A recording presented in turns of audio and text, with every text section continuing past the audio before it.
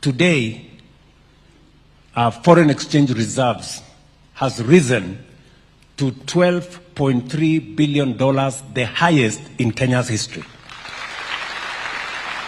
These are numbers that I am not telling you. These are numbers that are available in any financial metrics.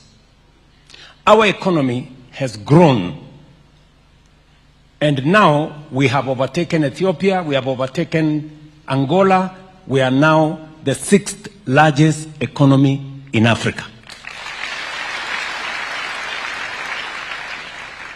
That is Kenya, by the way, just in case you are wondering which country I'm talking about. Yes, that is Kenya. The one that I hear some politicians say is a failed state. I think the failure is not in Kenya, the failure is in their small minds.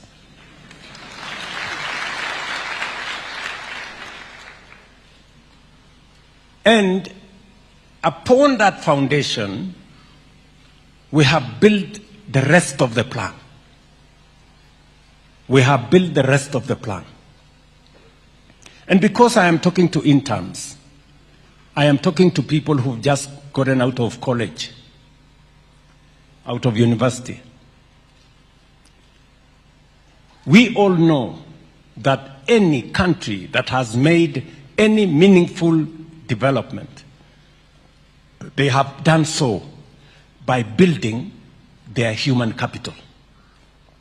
Education is significant.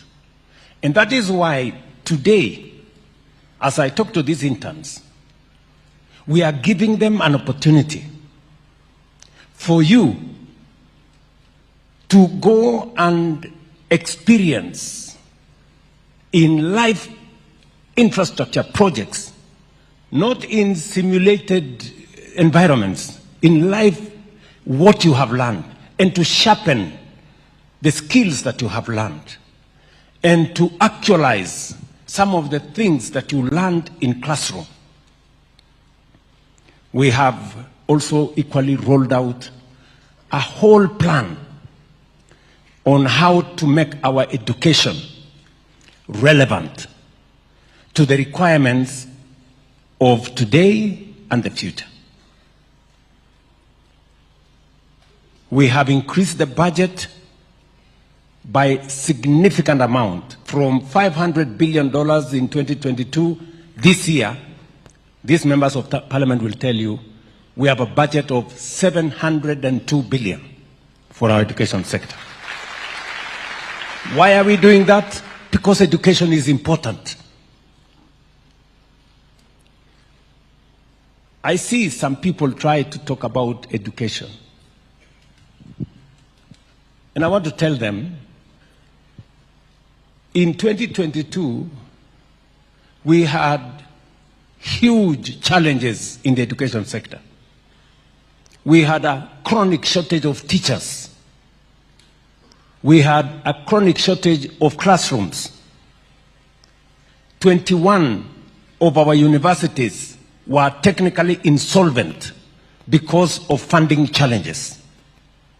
Most of our TVETs had serious problems because of funding. I stand here today to tell you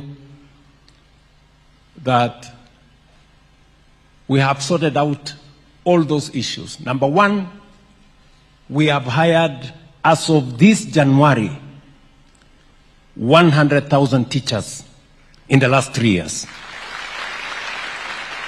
No other administration in Kenya's history has done so. We have built 23,000 classrooms.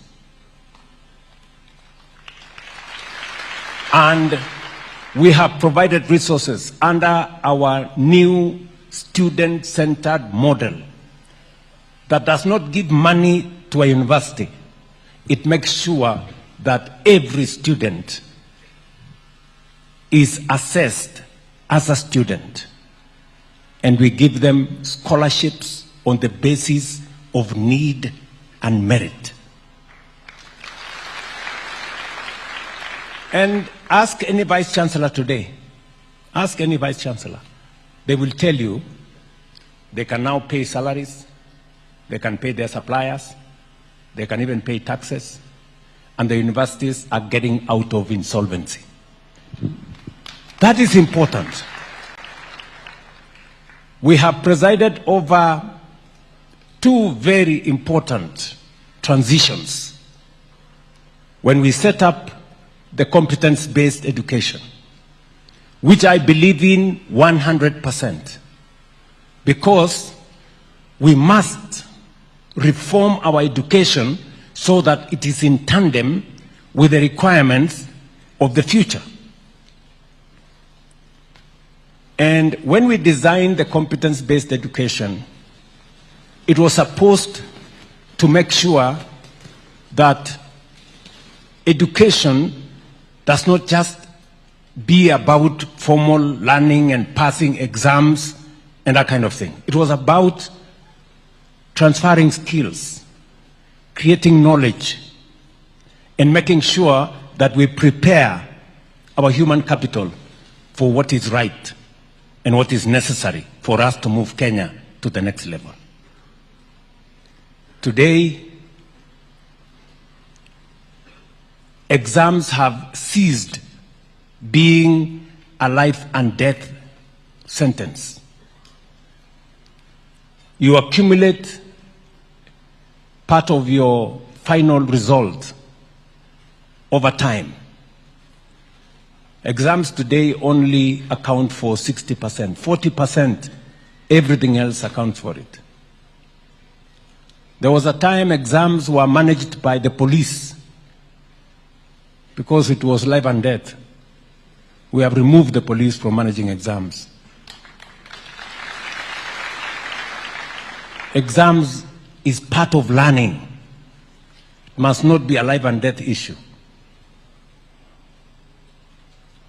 So, and I'm saying we have presided over two transitions from primary school to junior school, and this month from junior school to secondary school. And I did say yesterday that no child should be denied an opportunity to be in class. Why? Because we have provided the resources for them to be taught. For the first time in our schools, capitation that normally gets to schools a month or two after schools open, we made sure that capitation was available in school before our students reported in class. And we provided the highest amount, 44 billion.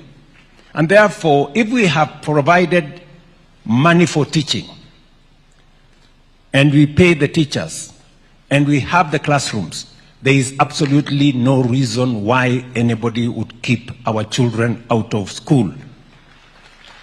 And we have said